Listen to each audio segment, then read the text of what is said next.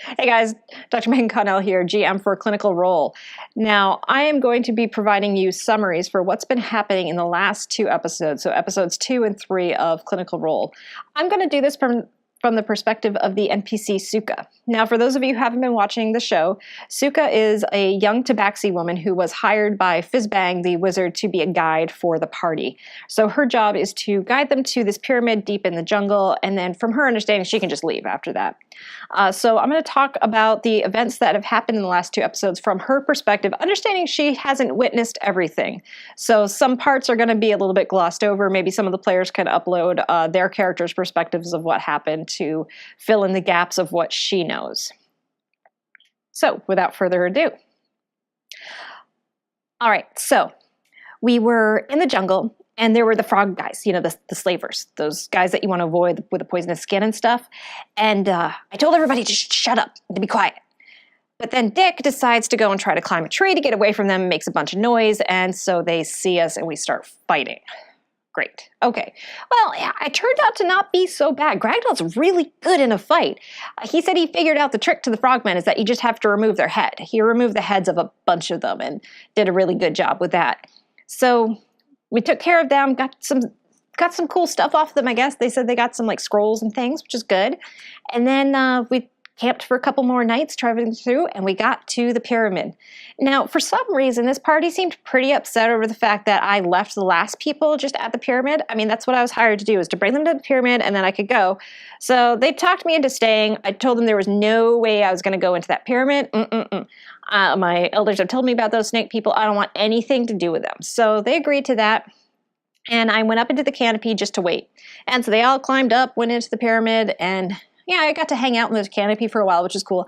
There were some really neat butterflies. I started chasing one and realized it was taking me too far away, so I had to leave it and come back. I would have had it, though, if I didn't have to go back to that pyramid and wait.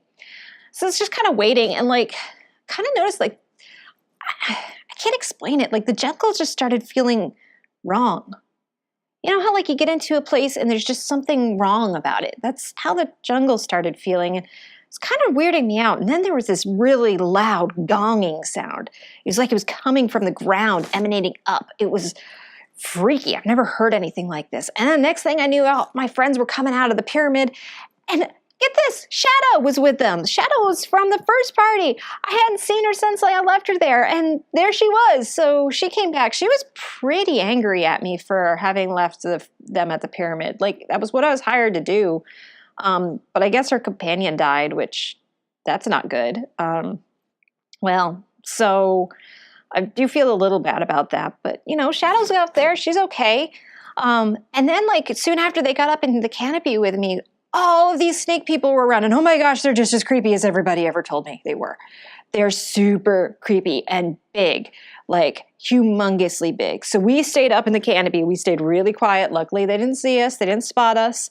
And we actually traveled through the treetops, which is so much fun to do. I love doing that. They don't let me do that nearly enough. And then we camped out for the night and they told me what happened in the temple. It was like they went down and there was like some statue thing with like this saying on it or something, and then there was this crypt and all these undead attacked them and it was really weird. And then they went down, there were these snake people and they said there was this snake lady. She had like a tail of a snake and like the torso part of a lady, and she was casting all kinds of magic. And then there was this other snake lady that was trying to talk them into coming into the snake people's lair. And they didn't do that, which was good. I think that would have been really bad for them. I would have been really bored waiting all that time for them to come back. But yeah, so they got away and that was good. I guess Gragnall took off a bunch more heads, so that seems to be working really well for him.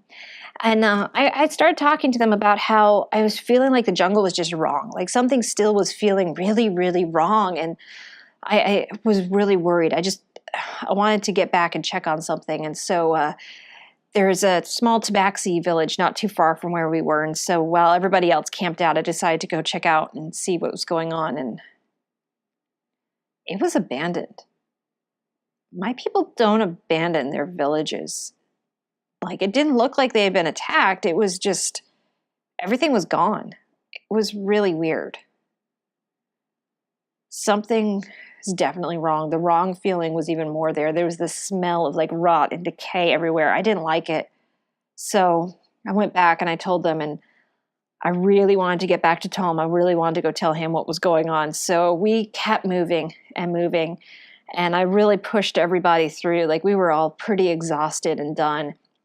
And then it was bad when we got back to the village. They had been attacked. Like, we just missed it. It was just too late. Luckily, Tom was okay. And the village did have plans for if things go wrong. So most of the kids seemed to make it out, which that's really good.